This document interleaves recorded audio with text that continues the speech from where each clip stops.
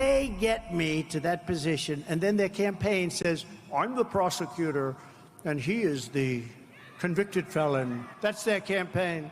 I don't think people are going to buy it. He's just so mad about it. This campaign is becoming Donald Trump's worst nightmare. A contrast between his criminal record and Vice President Kamala Harris's record of law and order and accomplishment. Donald Trump is melting down as Kamala Harris owns the message of being tough on crime. And it's getting a little weird. Trump followed up last night's out-of-control rally with a freewheeling, rambling, nonsensical 30 minutes on Fox and Friends this morning. Within minutes, the Harris campaign trolled the ex-president with an email with the subject line statement on a 78-year-old criminal's Fox News appearance, as we showed you earlier, highlighting his criminality. If you needed any more proof, in an endorsement given first to NBC News, former DOJ officials are backing Vice President Harris, saying this, quote, the fabric of the nation, the rule of law, and the future of the democracy are at stake in this election. Joining our conversation, former top prosecutor at the Department of Justice and MSNBC legal analyst Andrew Weissmann is back. Claire's still here as well. Andrew Weissmann, this letter just moved. Let me don my glasses and read a little bit from it.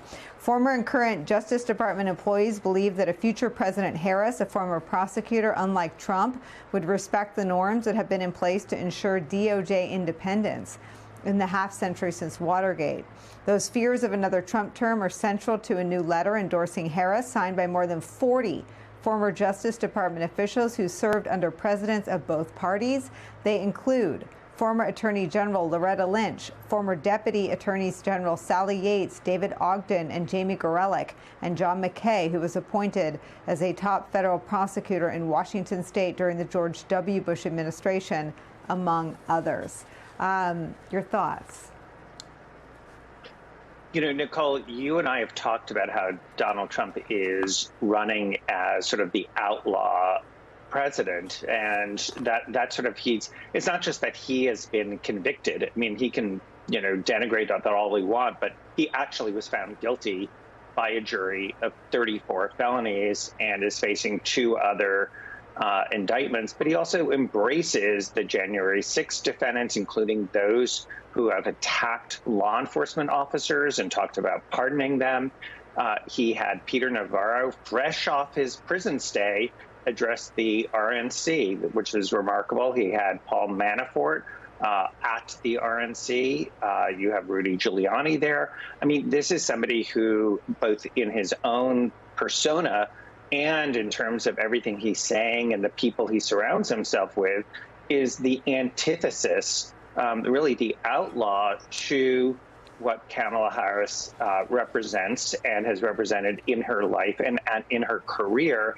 It's no surprise to me that you'd have former Department of Justice officials and, frankly, anybody who believes in the rule of law, but certainly those people who, like me, who committed a huge part of their life to the rule of law, seeing this as a really clear contrast, regardless of what you think of their other policies. You go back to the arc of Donald Trump's obsession with dirtying up the Biden family. I mean, he's impeached the first time because he wants dirt on the Bidens.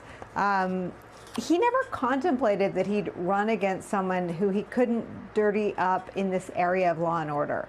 I mean, there were concerns during the Democratic primary in 2020, and Claire knows this well, that she was too tough on crime, that would be sort of political baggage for her. I mean, this is sort of an unimpeachable temperamental ability to prosecute a case, a campaign, a witness on the Senate Judiciary Committee, and really, for the first time, some asymmetry that disadvantages Donald Trump in the area of law and order, Claire.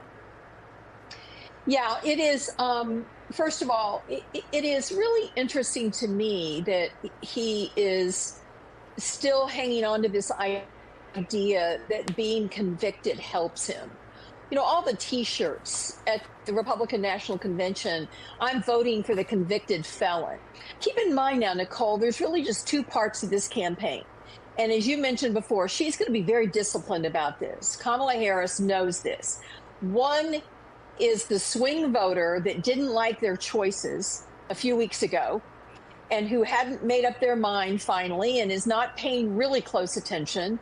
And then the base of the party getting them out, making them enthusiastic. Well, she's got both bases covered because we know from the data that has been gathered ever since Donald Trump egged on an insurrection and bragged about not having to follow the law. Ever since that happened, we know those swing voters don't like it. They don't like it that a president has been charged criminally. They don't like it that a president has been convicted. I'm not talking about the base that's at the Republican convention. I'm talking about the voters that are going to decide this election. And so her line where she said, I know Donald, I've prosecuted sexual predators, I've prosecuted fraudsters, I've prosecuted people who think they're above the law. I know Donald Trump's type. That is a perfect crystallization of what will move those independent voters, those swing voters in those suburbs and in those states that she has to win to get to 270 electoral votes. And at the same time, she's doing it with joy and with a brightness and with looking to the future. And that's going to build the enthusiasm, especially among the younger voters that Biden was struggling with.